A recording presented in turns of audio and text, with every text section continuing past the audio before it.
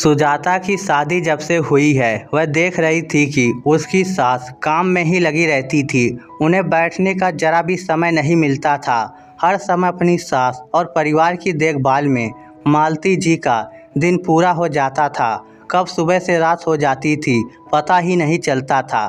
बड़ी ननद के बेटे की परछाई थी तो वह सुजाता की शादी के बाद ज़्यादा रुकी नहीं और अपने ससुराल चली गई थी, वरना वह थोड़ी मदद करवा देती। अभी सुजाता को 3-4 दिन ही घर में आए हुए थे, उसका चौका पूजन भी नहीं हुआ था। वह बार बार इस चीज़ को देख रही थी कि उसकी सास स्वभाव की सरल थी और सबके हुक्म पर ही खड़ी रहती थी।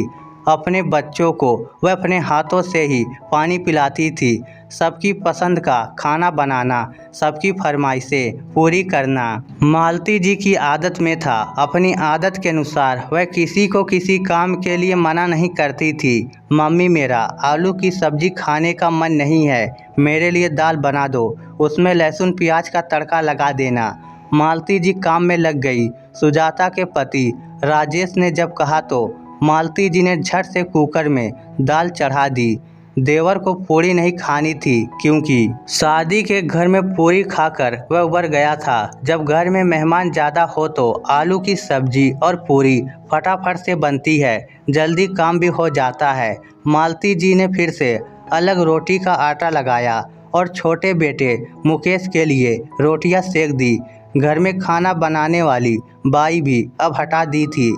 घर में मालती जी की सास, पति, दोनों बेटे और सुजाता थीं। मालती जी की बड़ी ननद भी रुकी हुई थी पर वह पैर न हिलाती थी। भाभी, पैरों में बड़ा दर्द है, आप मालिश कर देना। ननद ने गर्म पूड़ी का निवाला खाते हुए कहा। हाँ मालती, मेरी बेटी को शादी में बड़ी थकान आ गई है। सरसों के तेल में लहसुन और लौंग उबालकर अच्छे से मालिश कर देना, मालती जी की सास ने कहा और दोनों माँ बेटी कमरे में चली गई। घर के सब लोग खाना खा चुके थे। मालती जी ने तेल गैस पर चढ़ाया और लहसुन छीलने लगी। तभी सुजाता बोली, मम्मी आप भी खाना खा लीजिए, कब से काम में लगी हुई हैं, आपको भी भूख लग रही होगी। लाइए लहसुन, मैं छील देती हूँ। ये सुनते ही बुआ सास भड़क गई। अरे, तेरा चौका पूजन नहीं हुआ, तू लहसुन नहीं छीलेगी, जा अपने कमरे में आराम कर। क्या भाभी, इतनी देर हो गई, आपने अभी तक मालिश का तेल नहीं बनाया। मालती जी ने खाना छोड़कर पहले तेल बनाया और कमरे में देकर आ गई। ननद और सास के पैरों की मालिश की। अकेली देर रात रसोई में बैठकर खाना खाने लगी। राजेश, ये सब क्या है? आप लोग भी खाना खाकर चले आए। मम्मी बाहर अकेली खाना खा रही हैं, वह सबका काम करती हैं पर किसी को उनकी परवाह नहीं है। जिसने जो कहा वह किया। क्या उनको थकान नहीं आती है? 2 दिन से देख रही हूँ, मम्मी की सेहत की, खाने की किसी को फिक्र ही नहीं है। आप जब अपनी मम्मी की परवाह नहीं करते हैं तो मेरी क्या परवाह करेंगे? सुजाता, ये समय परवाह का नहीं, प्यार का है, राजेश ने लापरवाही से कहा। सुजाता के मन को संतुष्टि नहीं मिली। वह रात को सो तो गई पर उसका मन बेचैन था।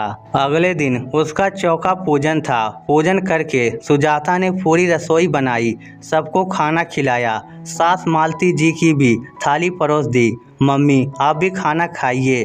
नहीं सुजाता, पहले तुम खाओ, मैं बना देती हूँ। सुजाता नहीं मानी। उसने गर्मा गर्म खाना खिलाया और मालती जी ने उसे ढेरों आशीर्वाद दिए। कुछ दिनों में नियमित दिनचर्या चलने लगी। एक दिन सुजाता खाना बना रही थी। उसने बेसन की सब्जी बड़ी मेहनत से बनाई तो मुकेश ने खाने से मना कर दिया और कहा, भाभी दूसरी सब्जी बना दो। फिर मालती जी बनाने लगी तो सुजाता ने हाथ रोक दिया। भैया जी, बड़ी ही अच्छी सब्जी बनी है, मेरे मायके में जब बनती थी तो सब खाते रह जाते थे, आप खाकर तो देखिए। सुजाता के जोर देने पर मुकेश ने सब्जी खा ली। अपनी बहू की होशियारी मालती जी देखती रह गई। हर समय नखरे करने वाले बेटे को भी सब्जी खिला दी। एक दिन दोपहर को सुजाता ने ढेर सारा लहसुन छील लिया और उसका तेल उबाल कर रख दिया। शीशी में भरकर दादी सास के कमरे में रख आई। आधे बचे लहसुन की चटनी बनाकर फ्रिज में स्टोर कर दी ताकि जब भी दाल तड़का बनाना हो झट से 1 चम्मच चटनी उसमें मिला दो। मम्मी जब भी दादी कहें आप तुरंत शीशी से तेल लेकर मालिश कर देना ताकि आपको भागा दौड़ी ना करनी पड़े। बहू की फुर्ती और होशियारी देखकर मालती जी गदगद हो गई। अपने बेटे की परीक्षाएं खत्म होने के बाद ननद कविता और दामाद कुछ दिनों के लिए सुजाता के साथ रहने आने वाले थे, तो मालती जी चिंता करने लगी। दामाद बाबू आएंगे तो बहुत कुछ बनाना पड़ेगा और दिन भर रसोई में निकल जाएगा। सुजाता तुम तो थक जाओगी। मम्मी मैं सब कर लूँगी, अभी तो वह 2 दिनों के बाद आएंगे, फिर आप भी तो मेरे साथ हो। अगले दिन सुजाता ने काफ़ी तैयारियां कर ली। अदरक लहसुन मिर्च का पेस्ट बनाकर फ्रिज में रख दिया, टमाटर का पेस्ट बना लिया, हलवा घी में भून कर रख दिया, सभी सूखे मेवे काट कर रख दिए, नींबू का रस निकाल कर शीशी में भर दिया और शक्कर पीस कर रख ली। खाने में क्या क्या बनेगा ये भी मेनू पहले से बना लिया और उसके लिए सब जरूरी सामान मंगवा कर रख दिया। मालती जी ये सब देखकर हैरान थी। सुजाता इतना सारा काम तुमने पहले ही निपटा लिया, तुम तो बड़ी होशियार हो। मैं तो जब भी दामाद जी आते हैं रसोई में ही लगी रहती थी, छोटे छोटे काम पहले ही निपटा ले तो कितना आराम हो जाता है। अगले दिन कविता अपने पति और बेटे के साथ आई। सुजाता ने नींबू पानी पिलाकर उसका स्वागत किया।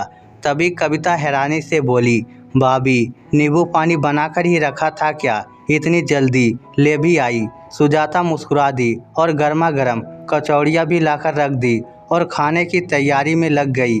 उसने जल्दी से ग्रेवी की सब्जियां और मीठे में हलवा बना दिया। कविता नहा धोकर रसोई में आई और बोली, भाभी अदरक लहसुन हरी मिर्च दे दो, मैं साफ कर देती हूँ और हलवे का आटा मैं भून देती हूँ, अब बाकी तैयारी कर लो।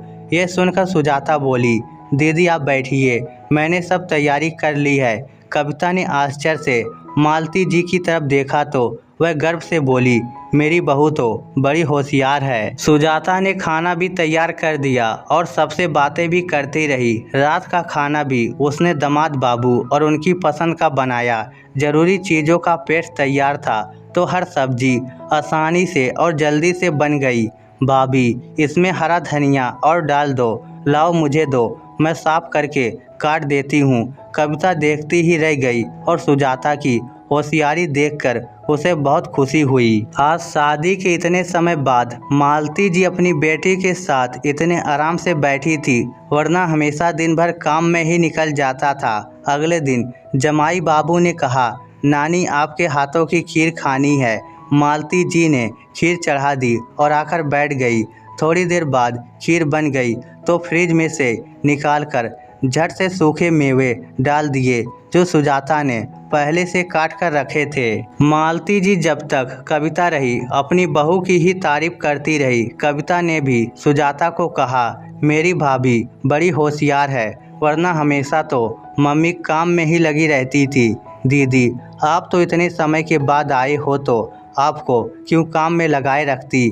मैंने यह सब अपनी मम्मी से सीखा है। वह मेहमान आने वाले होते थे तो पहले ही इतनी तैयारी करके घर में रख देती थी कि आने वाले मेहमान की खातिरदारी भी अच्छे से हो जाती थी और उन्हें दिन भर रसोई में भी लगना नहीं पड़ता था। इससे भागा दौड़ी भी कम होती थी।